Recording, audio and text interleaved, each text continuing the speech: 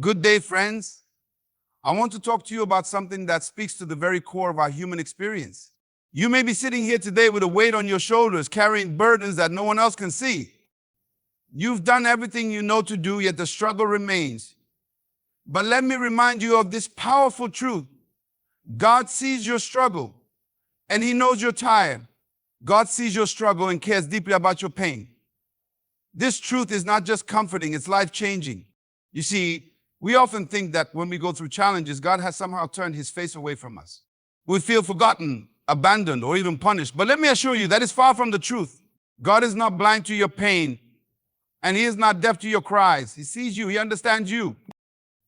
And He is with you in the very midst of your struggle. When you feel like no one notices your hard work, the sacrifices you've made, or the silent tears you've cried, God notices. Psalm 34:15 says, "The eyes of the Lord are on the righteous, and His ears are attentive to their cry." What does this mean? It means God is not watching from a distance. He's not a passive observer of your life. He is actively involved, listening to every prayer, even the ones you couldn't put into words because the pain was too much to bear. You might be asking, if God sees my pain, why doesn't He stop it?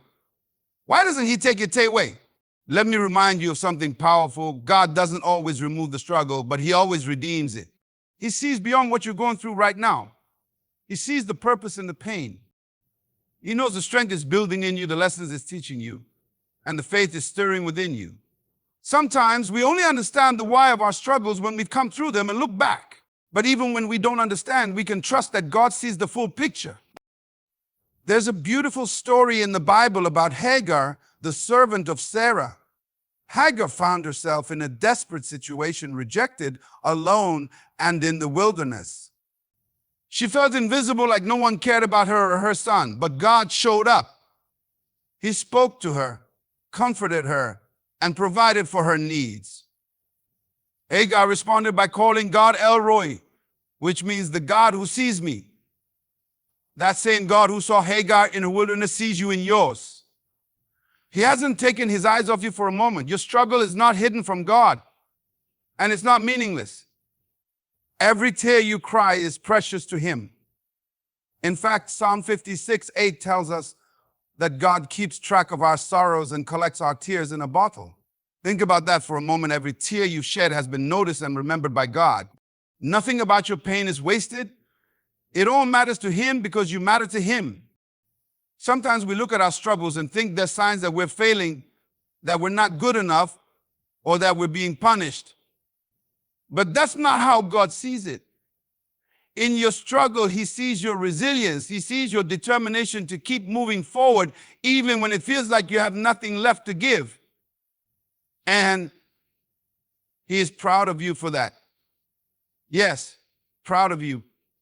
Because every step you take, no matter how small, is a step of faith, and that pleases Him. Let me tell you something important. God sees you not just as you are now, but as who you are becoming.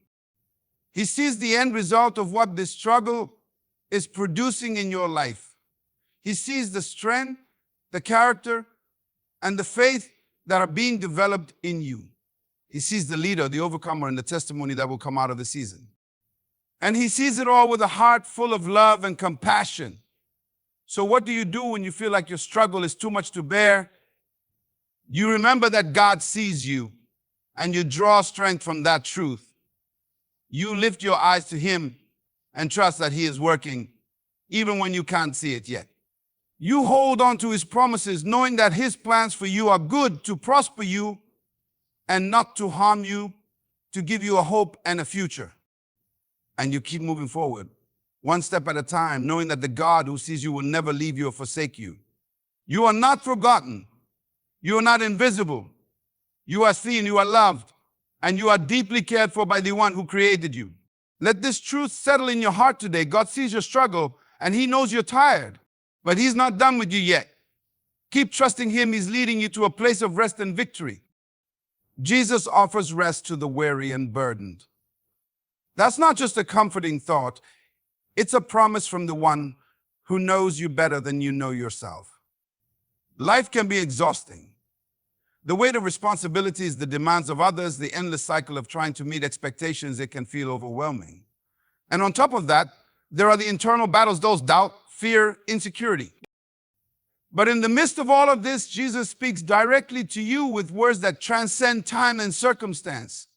Come to me, all you who are weary and burdened, and I will give you rest. Notice what he says. He doesn't say, come to me when you have it all together. He doesn't say, come to me if you figure out how to fix everything.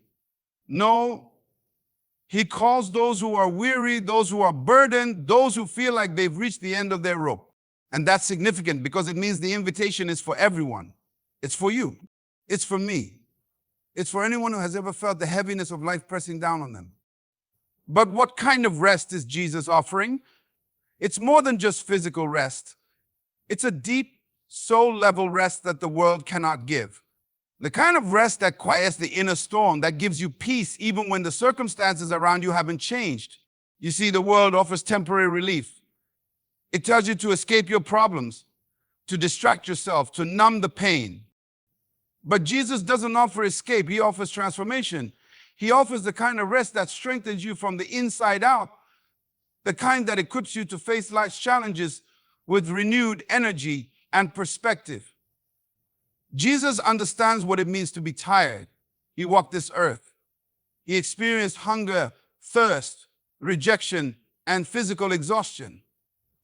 He knows what it feels like to carry the weight of the world, literally. And because he understands, he doesn't just sympathize with you, he empathizes. He meets you where you are, not with judgment, but with compassion. When he says, take my yoke upon you and learn from me, for I am gentle and humble in heart, and you will find rest for your souls. He's inviting you into a partnership. A yoke was a wooden frame used to pair two animals together so they could share the load. Jesus is saying, you don't have to carry this alone. Let me walk with you. Let me shoulder the weight with you. That's the beauty of his invitation. It's not about adding more to your already heavy load. It's about releasing what was never yours to carry in the first place. Some of you are tired because you've been trying to do everything on your own. You've been carrying burdens that were meant to be placed at the feet of Jesus. And he's saying to you today, let it go. Trust me with it. I've got you. But there's something else in this invitation that we can't miss. Jesus says, learn from me. Rest isn't just about stopping, it's about realigning. It's about learning from the one who knows how to navigate life's challenges without losing peace. When we learn from Jesus, we discover the rhythms of grace. We learn how to prioritize what truly matters, how to let go of the things that drain us, and how to anchor ourselves in the unshakable truth of God's love. So often we look for rest in all the wrong places. We think, if I just get through this season, then I'll find peace. Or if I just achieve this goal, then I'll feel fulfilled. But true rest isn't found in a destination or an accomplishment. It's found in a relationship with Jesus. He is the source of the rest your soul is longing for. When you come to him, you don't just find rest, you find restoration. He renews your strength. He refreshes your spirit.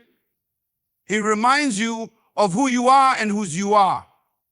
And in that place of rest, you find the clarity and courage to keep moving forward. If you're feeling weary today, hear the words of Jesus as if he's speaking directly to you, come to me. It's not a command, it's an invitation. He's inviting you to lay down your burdens, to stop striving, and to step into his peace. Will you accept that invitation? Will you trust him to give you the rest your soul so desperately needs? Remember this, Jesus offers rest not because of what you've done, but because of who he is. He is the Prince of Peace, and his arms are always open to you. Your struggle is part of God's purpose to refine and prepare you. It's a truth that isn't always easy to embrace, especially when the weight of life feels unbearable. But let me remind you, God doesn't waste anything. Every challenge, every trial, every hardship you face is working together for a greater purpose. What you're going through right now is not in vain. It's part of a divine process that is shaping you into the person God created you to be. When you think about struggles, it's easy to see them as obstacles, things that block your path or hold you back. But in God's eyes, struggles are opportunities. They are moments where your character is being developed, your faith being strengthened, and your destiny is being prepared. Just like a sculptor chisels away at a block of marble to reveal a masterpiece, God is using your struggles to shape and refine you. It may feel painful, but the end result is something beautiful. The Bible says in Romans 8:28, and we know that in all things God works for the good of those who love him, who have been called according to his purpose. Notice the words in all things. That means the good, the bad, the confusing, and the painful. Nothing is excluded from God's ability to bring purpose out of it. You may not see it now, but one day you look back and realize that the very thing you thought would break you was the thing God used to build you. Think about a seed for a moment. Before it grows into a tree, it has to be buried in the ground, surrounded by darkness. It's pressed down by the weight of the soil, seemingly forgotten. But it's in that hidden place, under pressure, that the seed begins to grow. It pushes through the soil and eventually reaches the sunlight, becoming what it was always meant to be. That's what your struggle is doing for you. It's not burying you, it's planting you. And when the time is right, you'll see the fruit of what God has been cultivating in your life. The refining process is never easy. Gold has to go through fire to be purified. Diamonds are formed under intense pressure. And the strongest steel is forged in the hottest flames. In the same way, your struggles are refining you. They are burning away the impurities, the doubts, the fears, and anything that doesn't align with God's purpose for your life. It's not meant to destroy you. It's meant to prepare you. God sees the end from the beginning. He knows what he's doing, even when you don't. In Jeremiah 29:11, he says, for I know the plans I have for you, declares the Lord, plans for you and not to harm you, plans to give you hope and a future. Your struggles are part of that plan. They are not a detour or a mistake. They are a crucial part of the journey. And think about Joseph in the Bible. He was betrayed by his brothers, sold into slavery, falsely accused, and thrown into prison. From the outside, it looked like his life was falling apart. But God was using every struggle to position him for his purpose. When the time came, Joseph rose to a position of power and saved countless lives, including the very brothers who had betrayed him. Joseph himself said in Genesis 50:20, you intended to harm me, but God intended it for good to accomplish what is now being done, the saving of many lives. Your struggles are no different. What the enemy meant for harm, God will turn for good. The challenges you're facing today are setting you up for the victories of tomorrow. The lessons you're learning now are preparing you for the opportunities that are ahead. And the pain you're enduring is making you stronger, wiser, and more compassionate. It's easy to want to avoid struggles, to pray for them to be removed. But what if instead you ask God to show you what he's teaching you through them? What if you trusted that he is using them to prepare you for something greater? So, if you're in the midst of a struggle right now, don't lose heart. Hold on to the truth that God is with you, working in you, and preparing you. You may not see it yet, but there is purpose in your pain. And one day you'll look back and realize that the struggle was not the end of your story. It was the beginning of something beautiful. Remember this, your struggle is not a sign of God's absence, it's evidence of his presence. He's refining you, preparing you, and leading you toward the fulfillment of his perfect plan. Trust the process and trust him. Trusting God brings renewal and strength. It's a truth that lies at the very heart of your relationship with him. When life feels overwhelming and the weight of the world seems too heavy to bear, the act of trusting God becomes not just a spiritual exercise, but a lifeline. Trust is the bridge between your struggles and God's solutions, between your weariness and the renewal he promises. Life has a way of draining us, doesn't it? We pour out our energy, our emotions, and our time, often feeling like there's nothing left to give. And yet we keep pushing forward, convinced that we have to figure it all out on our own. But here's the good news. God never intended for you to live that way. He offers you his strength in exchange for your weakness, his peace in exchange for your anxiety, and his renewal in exchange for your exhaustion. The Bible says in Isaiah 40:29-31, he gives strength to the weary and increases the power of the weak. Even youths grow tired and weary, and young men stumble and fall, but those who hope in the Lord will renew their strength. They will soar on wings like eagles. They will run and not grow weary. They will walk and not be faint. What a beautiful promise. But notice something important here. The renewal of strength doesn't come from striving. It comes from hoping in the Lord. That word hope can also be understood as trust.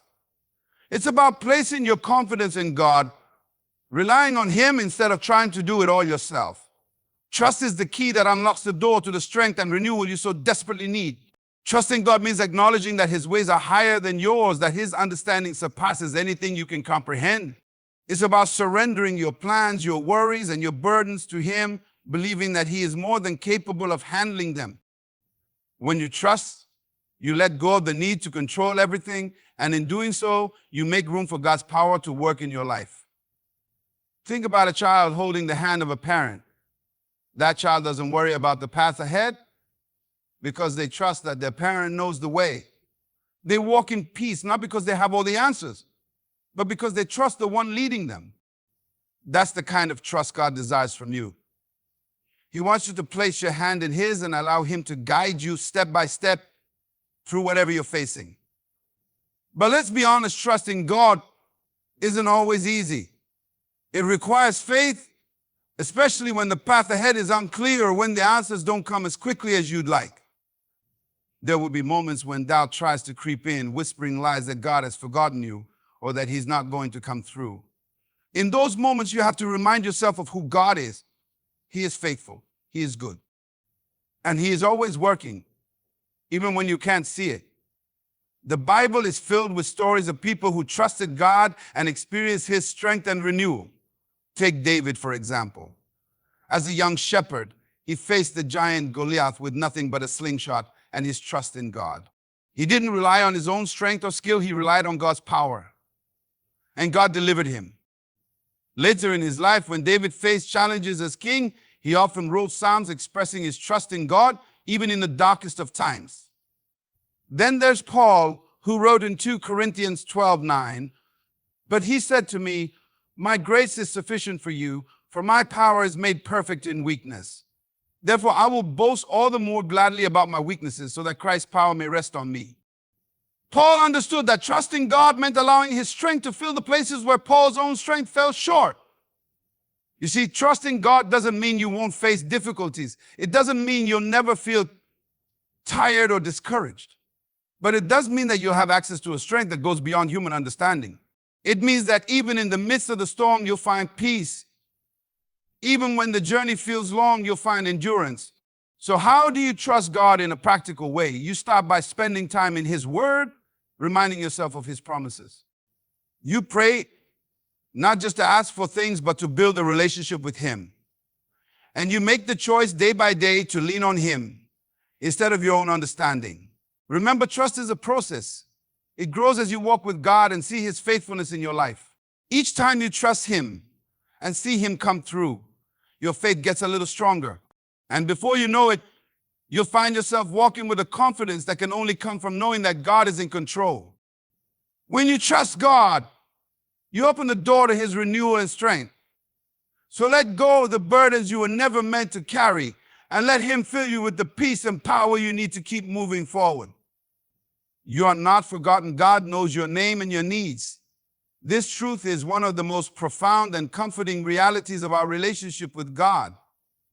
In a world where it's easy to feel overlooked or insignificant, where people often value you for what you can do for them rather than who you are, God's attention toward you is personal, constant, and full of love. But think about this. The creator of the universe, the one who spoke stars into existence and holds all things together, knows you by name. You are not just a face in the crowd to Him. You are not a number or a random being in the vastness of His creation. You are known intimately, uniquely, and completely. Isaiah 49:16 says, "See, I have engraved you on the palms of my hands." This imagery is powerful. It shows that God's remembrance of you is not fleeting or conditional, it's permanent. When He looks at His hands, He sees you. Your life, your struggles, your victories, and your dreams are ever before Him. But it's not just your name He knows. He knows your needs. Jesus tells us in Matthew 6:8, your Father knows what you need before you ask Him. Before a word is even on your lips, God is already aware. He sees the burdens you carry, the prayers you've whispered in the quiet of your heart, and the tears you've cried when no one else was watching. It's easy to feel invisible when life becomes overwhelming. Maybe you've been doing everything you can to keep things together, and yet it feels like no one notices your efforts. Maybe you've been praying for something for so long that you've started to wonder if God is even listening. Let me remind you, He is, and not only does He see you, but He also cares deeply about every detail of your life. The Bible is full of stories that remind us of God's personal care and attention. Consider Hagar, a woman who felt utterly alone in the wilderness, abandoned and forgotten. But in that desolate place, God appeared to her and revealed Himself as El Roi, the God who sees. He called her by name and provided for her needs, showing her that she was never out of His sight or His care. And then there's Zacchaeus, a tax collector who climbed a tree just to catch a glimpse of Jesus. He was a man society had written off, but Jesus saw him. Not just physically, but truly saw him, his heart, his struggles, his potential. Jesus called Zacchaeus by name, went to his house, and transformed his life. These stories remind us that God's care is not distant or abstract. It's personal. He meets you where you are, even in the places where you feel most unseen or unworthy. He calls you by name and assures you that you are valued, loved, and known. Now, understanding that God knows your needs doesn't mean that life will always go the way you want. Sometimes His timing and His answers don't align with our expectations. But that doesn't mean He has forgotten you. It means He is working on a plan that is far greater than anything you could imagine. He sees the bigger picture, the end from the beginning, and He knows what is best for you. In Jeremiah 29:11, God says, "For I know the plans I have for you, declares the Lord, plans to prosper you and not to harm you, plans to give you hope and a future." That is the kind of God we serve, a God who is intentional about your life. Even when it feels like nothing is happening, God is working behind the scenes, orchestrating everything for your good. So, what should you do when you feel forgotten or overlooked? You remind yourself of the truth of who God is. You hold on to His promises. You take comfort in the fact that His attention toward you is unwavering. And you trust that in His perfect time, He will meet your needs in ways that exceed your expectations. Sometimes God's care is revealed in unexpected ways. It might be a word of encouragement from a friend, a door that opens at just the right moment, or a peace that fills your heart even when the circumstances haven't changed. These are reminders that you are not alone and that God is intimately involved in your life. You are not forgotten. God knows your name, your needs, and your heart. Trust Him to provide, guide, and sustain you because His love for you is unfailing and His care for you is unending. God's strength is made perfect in your weakness. This powerful statement is not just a theological concept. It's a life-changing truth that can transform the way you view your struggles and your limitations. The Apostle Paul understood this deeply. In 2 Corinthians 12:9, he shares the revelation he received when he was seeking relief from what he called a thorn in the flesh. Paul prayed repeatedly for God to remove this source of pain, but God's response was profound. "My grace is sufficient for you, for my power is made perfect in weakness." This was not a rejection or a dismissal of Paul's suffering. It was an invitation to discover deeper reality. In our weakness, God's power is fully manifested. The truth is, we all face moments in life where we feel weak, inadequate, and unable to carry on. It might be an emotional burden, physical exhaustion, or the weight of challenging circumstances. There are times when we reach the end of our rope, feeling as if we can't take another step. But in those moments, God is inviting us to surrender our strength, our plans, and our ability to control the situation so that His strength can rise up within us. When we rely on our own strength, we often hit a wall. We push ourselves beyond our limits. We try to carry the weight of the world on our shoulders, and we end up worn out, frustrated, and discouraged. But when we acknowledge our weakness and lean on God, we open the door to His strength. His strength doesn't depend on our ability. It depends on His grace, and His grace is limitless. Think about it. God's strength is perfect precisely because it fills in the gaps where our strength falls short. It's in the moments of weakness that his power shines the brightest. Imagine a pitcher that's cracked and broken. On its own, it can't hold water. But when it's filled with something valuable, something that overflows, it becomes more useful than ever. That's what happens when we allow God to fill our weakness with his strength. He uses our brokenness to display his glory and to accomplish things we could never do on our own. It's important to note that God doesn't leave us in our weakness. He doesn't say, just accept your weakness and do nothing about it. No, he comes alongside us and strengthens us. He doesn't expect us to be perfect, and he doesn't demand that we be self-sufficient. In fact, he delights in showing us that we don't have to do it alone. He's always there, offering us the strength we need to keep moving forward. When we acknowledge our weaknesses, we also open ourselves up to experiencing God's grace in a profound way. Grace is unmerited favor, and it's in our moments of weakness that God's grace is most evident. It's when we feel helpless that his grace steps in and empowers us to do what we couldn't do on our own. It's in our weakness that his grace becomes the fuel that propels us forward. This truth can be difficult to accept because our world tells us to be strong, self-sufficient, and independent. We're taught to hide our weaknesses, to put on a facade of strength, and to act like we have it all together. But God's kingdom operates differently. In his kingdom, true strength comes from admitting that we are weak and that we need him. It's in our vulnerability that God is most glorified. When you are facing a situation that feels beyond your ability, remember that God is not asking you to do it on your own. He is asking you to lean on him. He is offering you his strength, his wisdom, and his peace. And when you rely on him, you will discover that his power is more than enough to carry you through. It's in those moments when you are at your lowest that God's power can rise up within you. You may not feel strong, but God's strength can be made perfect in your weakness. It's not about you having it all together. It's about allowing God to work in and through you. He can take your weaknesses, your fears, and your struggles and use them for his glory. The Apostle Paul went on to say in the same passage, "Therefore I will boast all the more gladly of my weaknesses, so that the power of Christ may rest upon me." Paul didn't see his weaknesses as something to be ashamed of. He saw them as opportunities for God's power to be displayed. And when we view our weaknesses through that lens, we stop seeing them as obstacles and start seeing them as stepping stones to experiencing God's incredible strength. In your moments of weakness, don't be discouraged. Embrace the opportunity to experience the fullness of God's strength. He is with you, and his strength is made perfect in your weakness. As we conclude today, remember that God sees your struggle. He knows you're tired, and he is with you every step of the way. In your moments of weakness, he offers his strength. In your moments of weariness, he promises renewal. You are not forgotten, and he knows your name, your pain, and your heart. Even in the darkest seasons, God is working behind the scenes, refining you, strengthening you, and preparing you for something greater. So when life feels heavy and you don't know how much longer you can go, trust in his promise.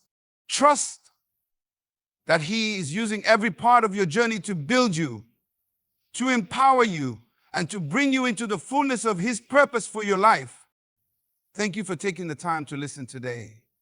I pray that you walk away encouraged and reminded that you are never alone in your struggles. May you experience the peace and strength that comes from trusting God, knowing that he is always with you and that his plans for you are good. Good luck on your journey. Keep moving forward, and never forget, your struggle is not in vain, and God is always faithful. Thank you, and may God bless you abundantly.